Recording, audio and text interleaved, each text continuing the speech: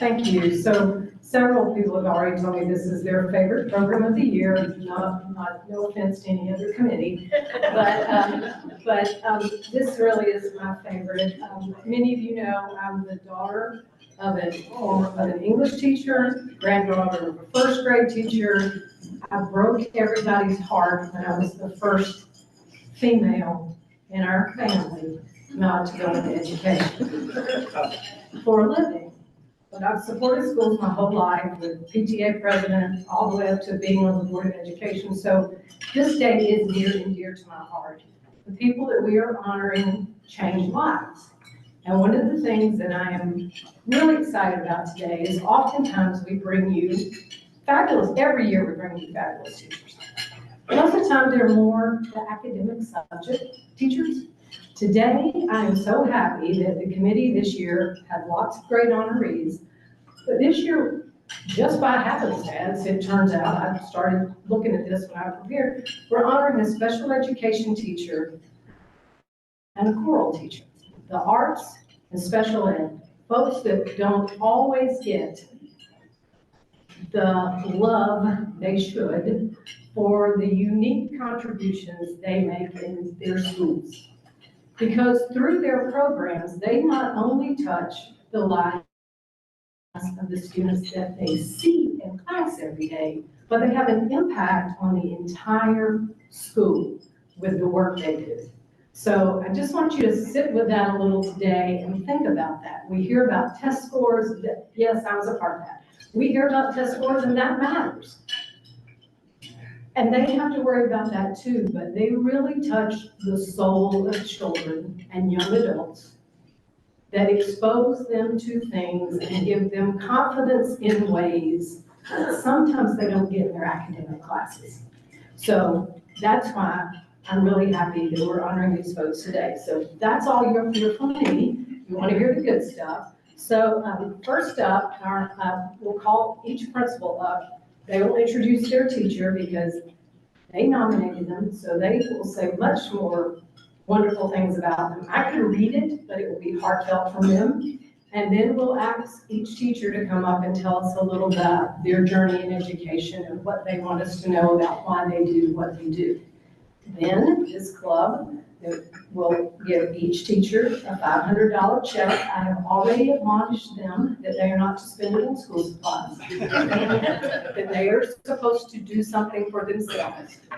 Rob's company, A&W Office Supply, once again this year is generously donating a $250 gift certificate so they can buy supplies with that.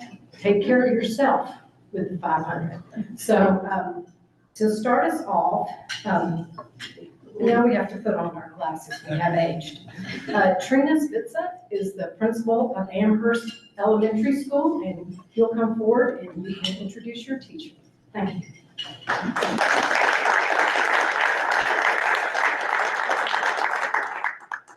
Thank you so much for having us here today. My name is Dr. Trina Spitza. I am the principal of Amherst Elementary, and I get the pleasure of introducing Ms. Alex Rushdie, who is one of our special education teachers at Amherst. I'm going to tell you a little bit about Alex first before we bring her up to talk to you. But Alex is an incredible special education teacher.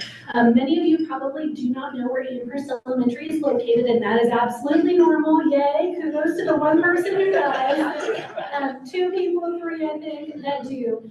We are located behind the new Food City off of Western, where it turns into Oak Ridge Highway on Shop Road. We have about 700 students at our school, and we have a very diverse special education population. Out of the 700 students that we have, about 140 students are identified as having some sort of special needs.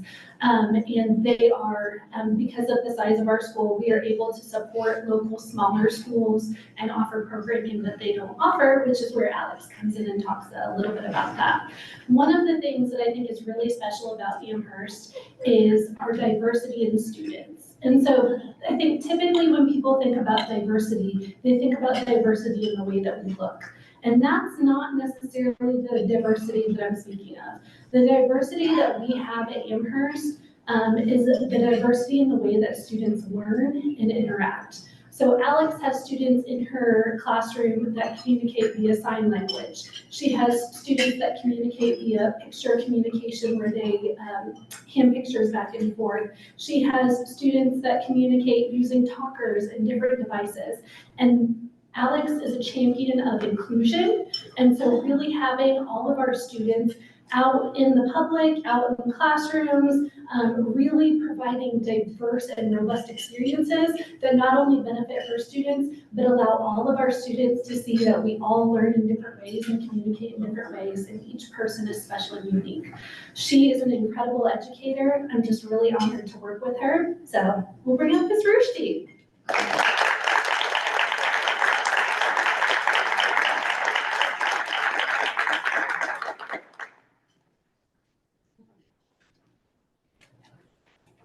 Well, thank you so much. Trina's not a hugger, so I spared her, but that was very kind.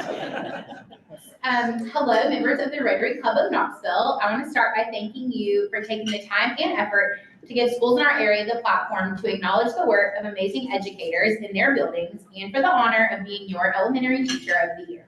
We certainly do not do this job with the recognition, but it is always appreciated when people honor the value of the work that we are doing. There are a couple other groups I would like to acknowledge just because what I'm about to share with you would not be possible without them. I've had the pleasure of working with some of the most amazing teaching assistants in my career, and I wish that they could all be standing up here with me today. Currently, Mrs. Sarah, Mrs. Whitney, and Mrs. Tanisha are the backbone of room 318 and holding fort down as we speak. I want to also thank the two incredible educators that came with me today. Dr. Trina Spista is the type of administrator any teacher would be lucky to work for, and Emily Werner is the type of friend that any teacher would be lucky to have, and any student in our blended pre-K programs would be lucky to learn from. If you've heard the term teacher besties, I promise you it is a necessity, and I am lucky to have some of the very best.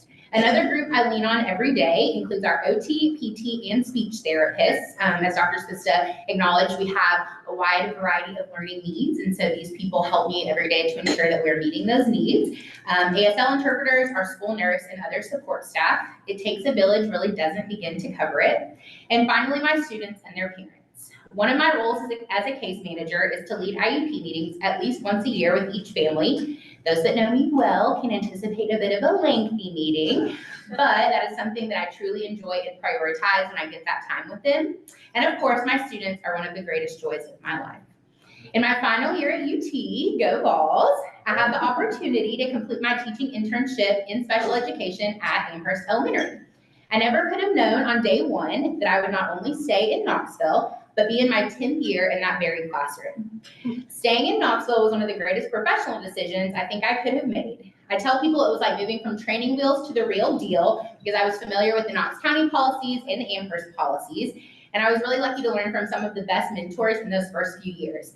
Thankfully, I did not experience the loneliness that can sometimes characterize being a first-year teacher. One of the 4 priority areas for Knox County schools is success for every student. I'm so lucky that I get to directly impact this mission of Knox County that also aligns with my personal mission as an educator. I am a special education teacher in a comprehensive development classroom. My classroom serves students in the kindergarten through 5th grade that need the highest level of support in academics and pre-vocational areas. When people hear about these classrooms, a certain type of image might come to mind, but I can assure you that my students are anything but contained in the 4 walls of room 318 and are very valued members of the Amherst Elementary School family.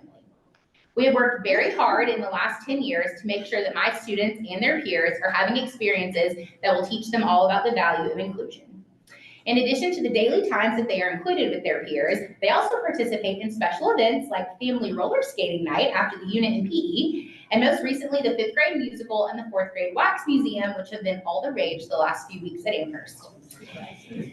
Yes, it's very cool. It's a social studies endeavor, so they pick a character and they get to present. So we had some of our peer tutors record on their communication devices to tell about Abraham Lincoln and a gold miner and King George III. So it was a very fun activity. Yeah, you'll have to come out and see it next year. So adapting these type of events to be accessible to my students is one of my favorite parts of my job, and I'm lucky to work alongside general education teachers that understand the importance of this as well. Additionally, we use a reverse inclusion model known as peer tutoring to have 4th and 5th grade students come into our special education classrooms during their grade level intervention periods. This has been such a great experience for everyone. It is so sweet to have a front row seat to watching these students help with academic assignments, modeling communication skills, and forming relationships with my students. And it is a great opportunity for them to see my students in an environment that highlights their abilities. The fruits of these labors becomes especially clear at this time of year when fifth graders are asking me where my students will be attending middle school and getting so excited that they will get to continue these friendships. And just last week, a parent shared how relieved she was when other students knew her son by name at the sixth grade parent night at Carnesville. In addition to inclusive opportunities, my students also benefit from thoughtful modification of grade level standards, which is another key component of my job. If you think that teaching line and point, equal parts, and square units to students with significant disabilities would be a little tricky, I am not here to correct you, but I am here to assure you that it can be done. I pushed myself this year, partially thanks to a new version of our alternate state assessment, to tackle these concepts with my students, and they blew me away with all that they achieved this year. We found hands-on and meaningful ways to teach these skills, and it was so fulfilling for them and for me. I also value life skills and don't take my role in improving my students' quality of life lightly. Academic skills are incredibly important, but in order to apply these in real-life situations, there are other skills that my students need as well. Communication and assistive technology are an area of passion, and I love supporting students through the use of communication devices and incorporating other adapted equipment into activities like cooking, science experiments, cutting and pasting, leisure activities, and more. I'm also thankful to Knox County Schools for supplying much of this equipment and for my department for valuing my professional judgment when requesting materials and equipment for consideration. I put much thought and effort into positive behavior supports as well, and giving my students the tools they need for self-regulation and growth in this area, which might include token systems ranging from zoo animals to the currently beloved Bluey to Mario Kart to appeal to their interests and help them take ownership of these systems. I think most people at Amherst would agree that one of my absolute favorite days of the year is class giving. For the last several years, we have planned a community-based field trip with a few classes to locations including Kroger or Food City, the Dollar Tree, and Chick-fil-A or McDonald's. Some of the high school classes get to do this on a regular basis, which is amazing, but for us, it's more of a field trip endeavor. So leading up to the trip, we plan a menu and find recipes to then create our shopping list. Each student is responsible for locating certain items in the store using visuals and then other skills that they've been working on in accordance with their individual education plans. For some students, this might be locating the aisle number and on top of each aisle, and others might be remaining safely with a staff person and pushing the cart. Once we have our items, students get to go to lunch, and then they practice ordering using their communication systems, paying for their meal using money math, and practicing appropriate meal skills in a novel setting. Finally, we use the next day to prepare a variety of dishes and finish decorating our room, including place settings. On the day of the event, we welcome many groups of people that have supported our room through the years to eat with us. It is such a fun event and gives us the opportunity to show gratitude as we practice so many academic and life skills. Through events like these and the privilege of teaching my students for multiple years, we really do form a family environment in my classroom. It is my hope every single day that students and adults that walk through the door know they are valued. And this reaches beyond my classroom as well. Keeping in touch with former students and continuing to be a resource for their parents is very important to me. I always try to highlight opportunities in the community through organizations like the Quantinia Foundation, Challenger Sports, and Special Olympics. And of course, I will be there to cheer them on if they do choose to participate. And don't even try to keep me away from local events like the Buddy Walk for Down Syndrome. If you have never attended this annual event, I highly recommend it. And I can promise you, I am not the only special educator you will see at many of these events. Another priority area for Knox County is great educators in every school. I can confidently say that I've met someone that falls into this category in each Knox County school I have had the pleasure of visiting for meetings, student observations, and other collaborative opportunities. But we cannot do it alone. It is through the support of our community partners, including groups just like this one, that continue to make our mission as educators possible. It is not a secret that funding is always appreciated and put to thoughtful use by school programs, but it doesn't stop there. The fact that you all have chosen to honor educators at your meeting today speaks volumes about your support of education in our community. This attitude toward educators can be contagious, and we appreciate your continued support in helping highlight the efforts of incredible educators in our area. Also, continuing to stay informed about local and national education policies and trends is more important than ever. If you ever find yourself near Amherst Elementary, and now you know where it is, and would like to experience the amazing things happening in room 318, we love new friends. Just make sure you bring your driver's license to check in safely at the front office. Again, thank you so much for your support of local education efforts and for the privilege of being here with you all today.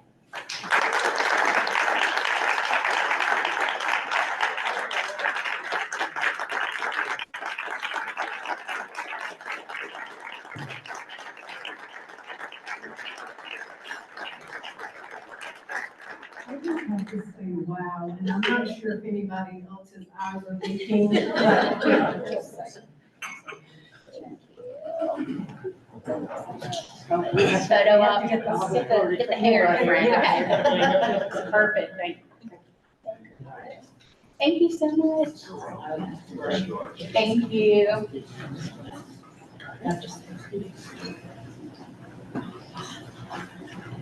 Okay, Fairfield. It's gonna be just as amazing. So I want to call up Kara Vaughn, who is the principal that wrote the nomination, and I was just informed today, I must admit, my memory is not this good, but she was a teacher the year before she moved into administration, so ta-da! Look. We're doing great work right here.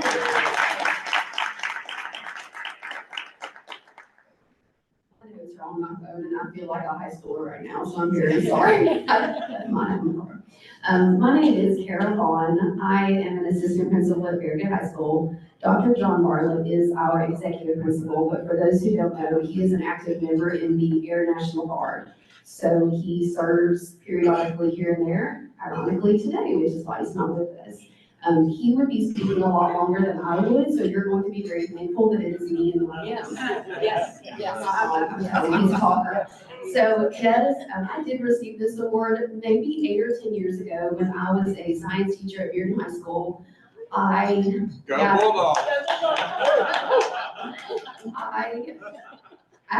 can't tell you what the award meant to me then. It still means a lot to me now. And so when I got the email saying, would you want to nominate anybody? I didn't have to think twice about who that person is. So I'm going to kind of set the stage a little bit here for Mr. Mitchell Moore, who's sitting up front with me. Mitchell and I started at Farragut High School the exact same year in 2020. Boy. I got the call about 2 days before school started. They were going one-to-one and wanted me to come over and help implementation there. But imagine Mr. Moore being a choir director, meeting students with half of their face covered for a full year, and then trying to get them to sing through a mask. So I'll let you all sit and kind of think through that. He's been through virtual concerts, and I'm trying to not be scattered, but it's really personal for me with him because I've gotten to see and experience some firsthand things that he's done with students. He has built community that started with 18 students and now hundreds in his program. Him and another teacher that we had to bring on board because everybody wants to be in our choir program. He's gonna talk and sing his phrases, but I just can't describe what he means to the Farragut community. For those who are around West Knoxville and specifically Farragut have been through some tragedy in the last 10 years. And we were tasked with helping students find community, helping students find purpose, helping students feel seen. And Mr. Moore has gone above and beyond the call of duty. At his concert last week that I got to attend, seeing students 9 through 12 come together and cry and hug on stage because they're going to miss what he has built is very special. He's also very talented musically, more so than I could ever be. And it is personal because my daughter's in the middle school counting down the years until she gets to be with him. So it's very exciting. I'm gonna bring him up here, but I just wanna say thank you. He means a lot to me. He means a lot to our community. He means a lot to our kids. And to her point, our academic areas, they are rigorous and those teachers are wonderful, but it's the fine arts teachers who are getting some kids across the stage. And some of the students I'm talking about. So I appreciate the work that he has done to invest in them. Mr. Moore.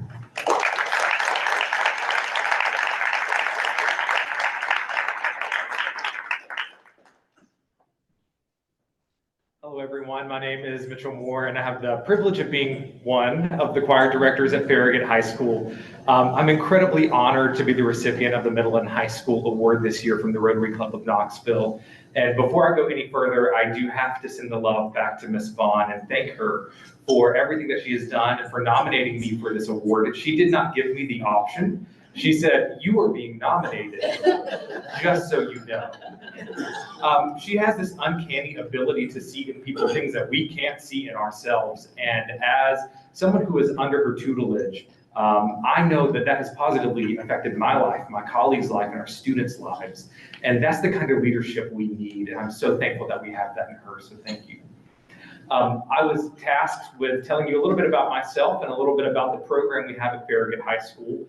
And so I have to start with some bad news at first. I think we talked a little bit earlier. I am not originally from Knoxville. You can hold your boos for the end. But my claim to fame is that I did move here before everyone else started moving here. So I am really proud of that.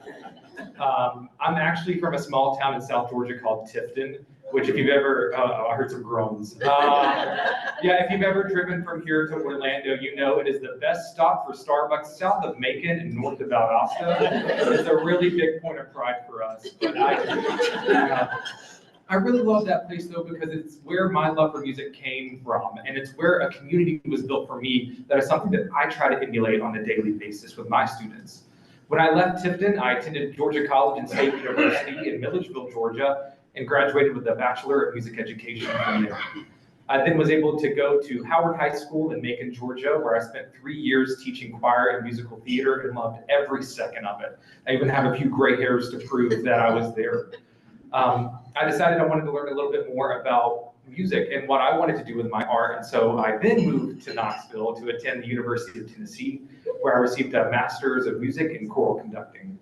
And as Ms. Vaughn said, I was fortunate to get the job at Farragut High School in the infamous 2020, August of 2020, where there were masks, social distancing, and Chromebooks alike. In fact, our very first concert was recorded on and somehow performed on a Chromebook. It is something that my students still laugh about today because it was terrible. But since then, we've had a lot of wonderful things happen to the program, and I would be remiss if I didn't speak about them because I get to brag on my students and the work that they've done. So yes, we started in August 2020 with 18 students and 2 choirs. And next year we have 191 students who have requested to join one of our 7 choirs with 2 choir directors now. I have to say that is because of the administrators we have and their ability to feed into us and understand the value of what we're doing. Over the last couple of years, we've had some really incredible performance opportunities. We've been able to open for the Tennessee Senate twice. We performed at Carnegie Hall for the Tennessee Music Educator Association, and I had to do the math last week for our Tuesday concert, but I'm pretty sure in the last 4 years, we've given 74 formal performances across our ensembles. Not only that, we've been able to start some really cool new traditions like our biannual alumni choir concert, which uses some of our former directors, which some of you may know, who get to rehearse and perform music with their former students. And it's a way to kind of strengthen the community and the history that we have in our program. We've also been able to start a new tradition called Farragut Sings, which is the one I'm probably most excited about because it utilizes our feeder programs all the way from kindergarten through the 12th grade. And we come together and present a concert. And the most beautiful thing happens at the end where we have 300 students on the stage together singing the same song. And it's just absolutely gorgeous.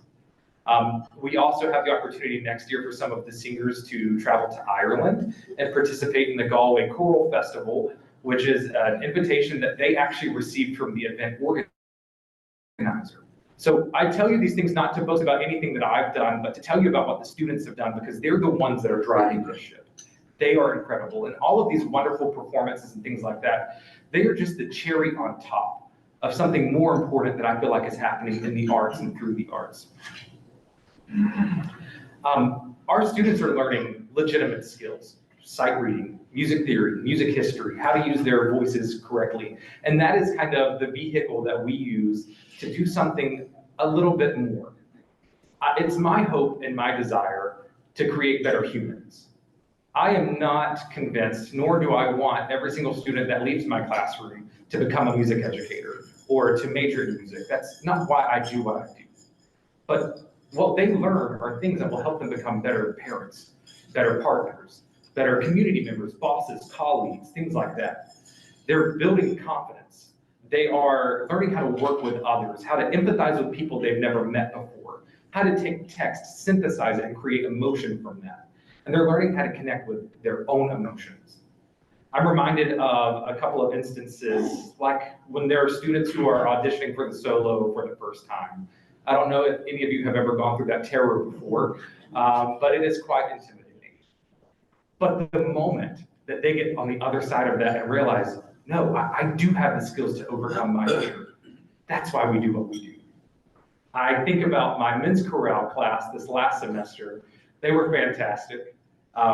But the community of support that they built around each other, when we had a song that challenged us to deal with some of our own securities, and they realized it's not just me feeling this, it's my brothers feeling this too. And the connection we were able to make with that. I also remember a student who had a particularly rough year, and they were brought to tears by judges' comments that we received from one of our performance evaluations. And when they told me about it, they said, Mr. Moore, I have had an incredibly tough year and a lot of times where I just wanted to stop. But hearing that helped me understand that what I was doing mattered to the people in this room. It's those things that we teach for. And I'm really proud to say that these kids are some of the kindest, smartest, best musicians that I've ever heard. But they are becoming even better people. We have a motto in our program that says, leave it better than you found it. There is nothing to do with music in that. It's all about who they are and using music as the vehicle to get there. I'm also proud to tell you, as a proud member of Knox County Schools, that we are not the only people doing this. The Farragut High School Choral Program is not the only people that get this right. You just heard from an incredible CDC program and the work that they do. And I'm proud that we also get to work with some really incredible people like that. But I think about my other arts colleagues in the school, orchestra, theater. We love Tony Woolley. He's an amazing man. Band, visual arts, digital arts. I also think not just about Farragut High School, but my colleagues at South Doyle High School, Bearden High School, Carter High School, West Valley Middle School, and all over. These are people that are pouring into our students every single day. Yes, to create good art, because our art is worth exploring on an academic level, and it is worth having a career in, but also to create the future leaders. And so I'm incredibly honored to receive this award today. And I want to challenge you to not only think about the way that art has impacted your individual lives, which I've been able to hear from a number of people about their own experience at Farragut High School or other places in their lives. Think about how it's impacted your life, but also think about how you can impact the musical and artistic lives of our students in your corner of our area. Because if you want future leaders, they're in rehearsals today. Thank you so much for this award. I appreciate you. Thank you.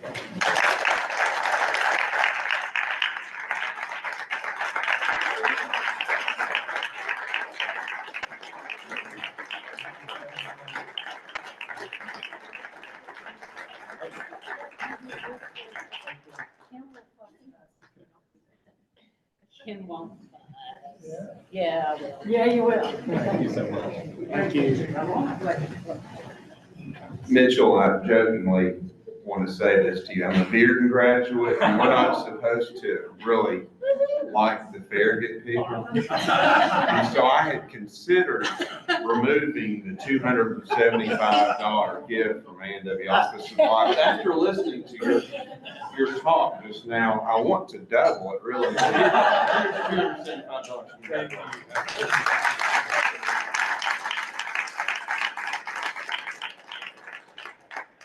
So once again, best program ever. And I will say, it really is a fabulous day. I get uplifted every time.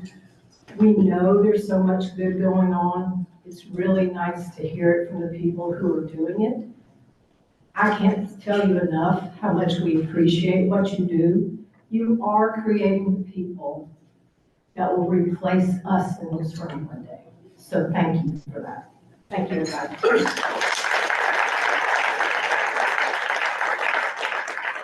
Yeah, I just want to say thanks as well. You all really changed lives. Lynn said it earlier, but, I look at your all's passion for your kids and what you do, and I think if everyone could have